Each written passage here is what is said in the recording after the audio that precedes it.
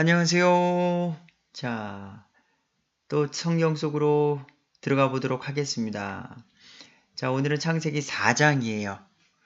자, 1장에 하나님께서 6일 창조, 이 세상을 종류대로 보시기에 좋았더라 하고 이 세상을 만드셨고, 2장에서는 안식일을 제정하시고 남자를 만드신 사건, 그리고 여자를 만드신 사건, 이 둘은 뼈 중에 뼈요 살 중에 살이라 한 육체가 된 사건.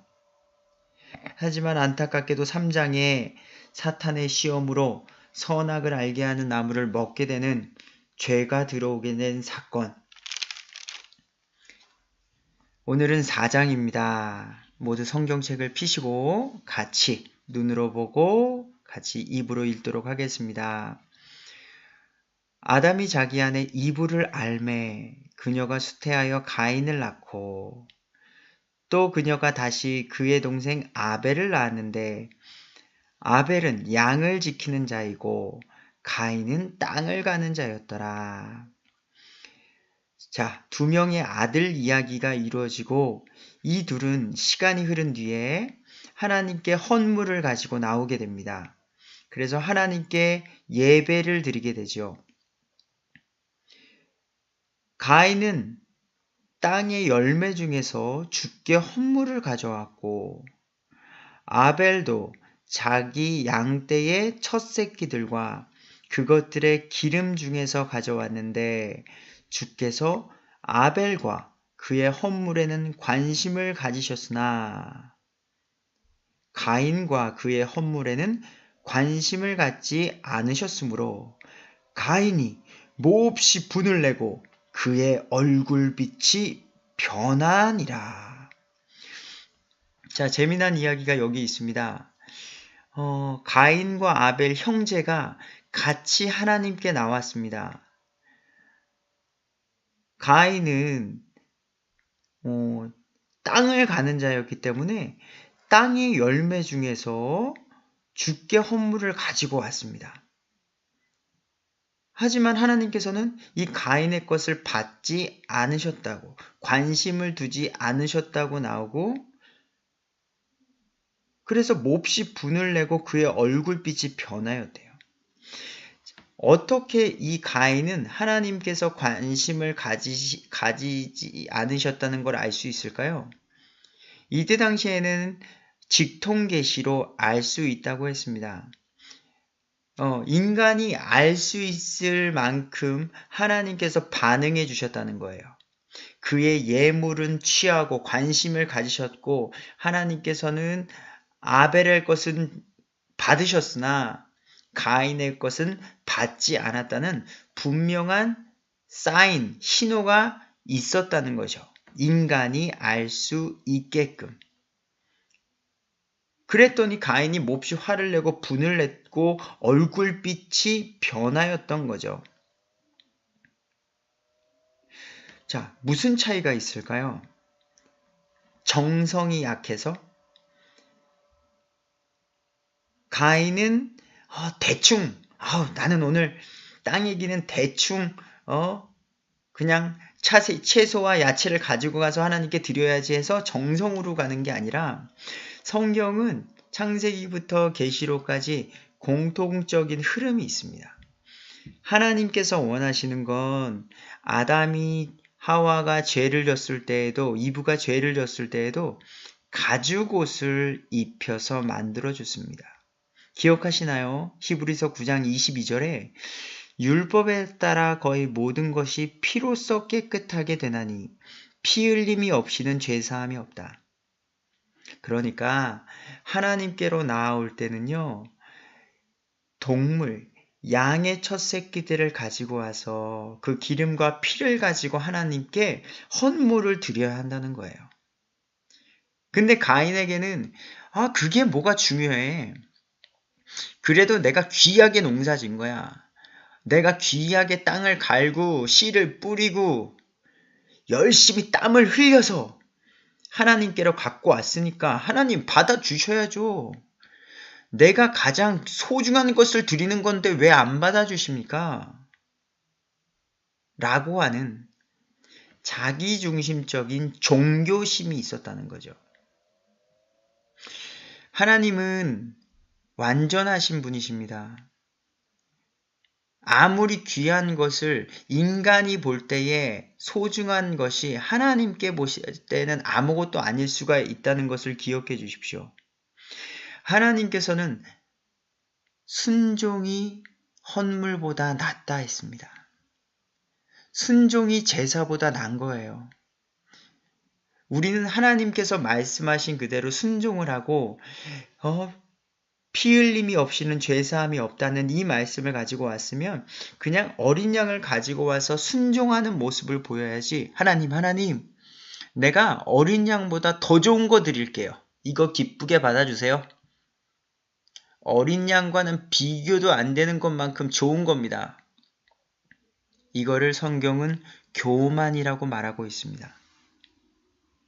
그렇기에 하나님은 그 헌물은 받지 않으셨다는 겁니다. 하지만 가인은 자기의 잘못을 또 인정하지 못하고 얼굴빛이 변합니다.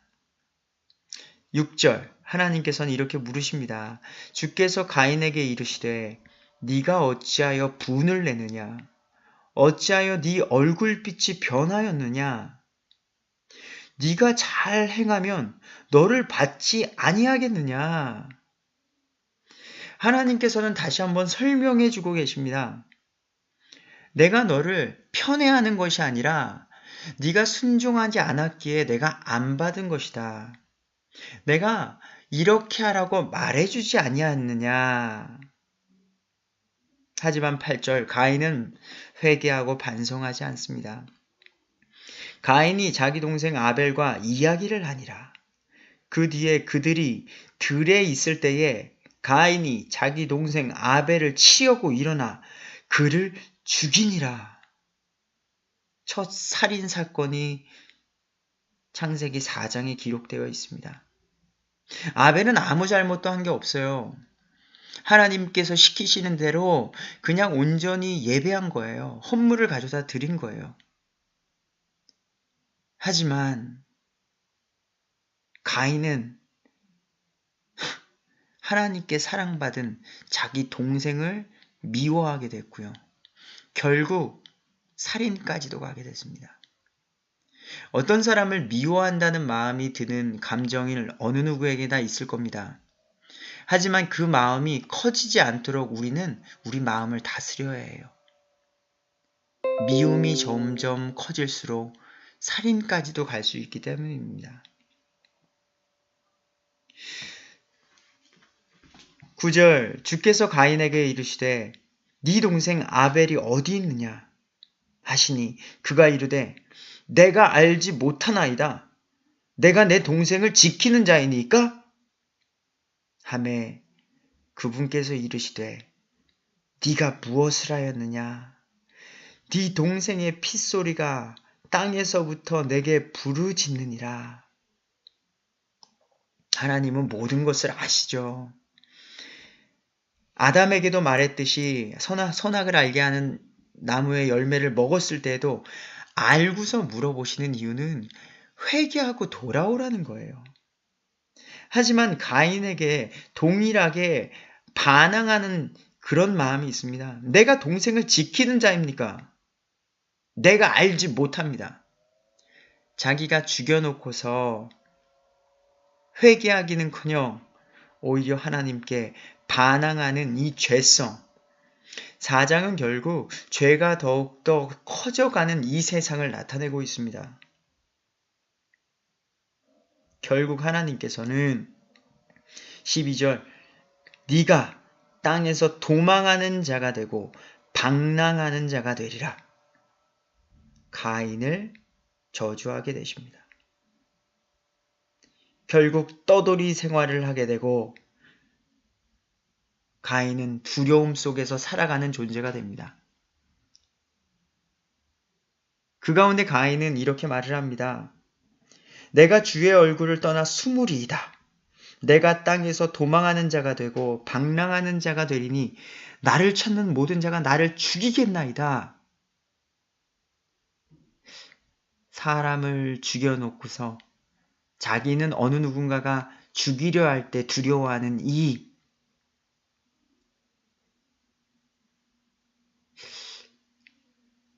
내가 사랑받고 싶다면 나도 누군가를 사랑해줘야 합니다. 내가 미움받기 싫다면 나 또한 누군가를 미워해서는 안 될 것입니다.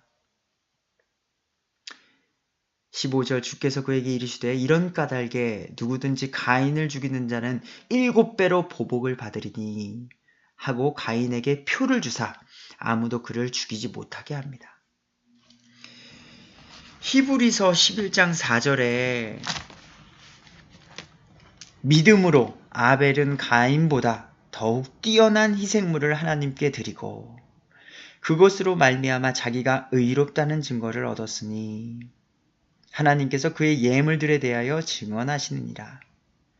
그가 죽었으나 믿음으로 여전히 말하고 있느니라. 아벨은 가인보다 뛰어난 희생물을 드렸대요. 더 비싼 거였을까요? 하나님이 더 비싼 거를 더 좋아하신다는 건가요? 더 깨끗한 거? 잘 닦고 아주 순전한 양? 하나님께서는 순종. 하나님의 말씀하신 대로 믿음으로 드렸던 아벨의 헌물과 아벨을 받으신다는 것을 기억하시고 우리도 오늘 하루 하나님의 말씀에 순종해야 될 것입니다. 16절 이제 가인은 떠돌이 생활을 하게 됩니다. 가인이 주 앞을 떠나 나가서 에덴의 동쪽에 있는 놋 땅에 거합니다. 그가 자기 아내를 알게 됩니다.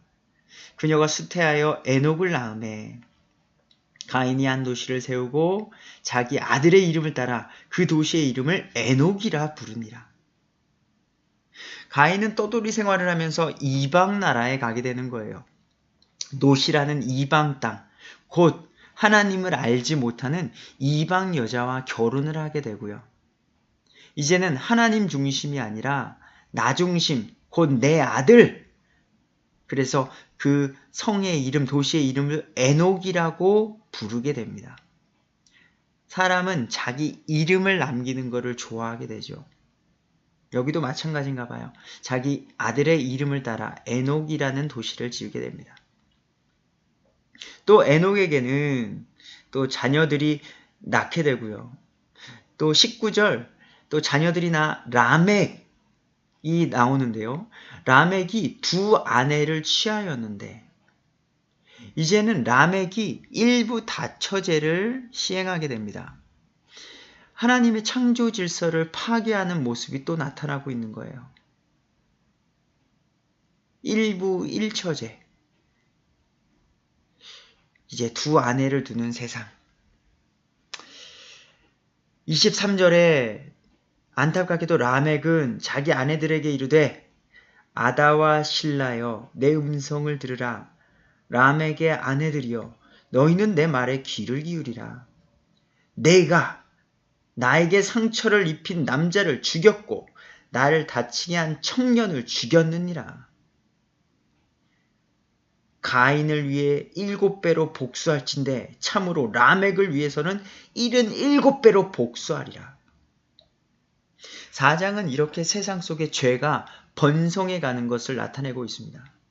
이제는 사람 죽이기를 너무나도 쉽게 하는 세상, 하나님의 말씀을 어기는 것을 너무나도 쉽게 여기는 이 세상, 가인을 위해선 7배도 컸었는데 이제는 점점 후대로 갈수록 77배에 그만큼 이 세상이 더욱더 타락되고 있다는 것을, 빠르게 타락되고 있다는 것을 성경이 나타내고 있어요. 하지만 성경은 여기서 끝나지 않습니다.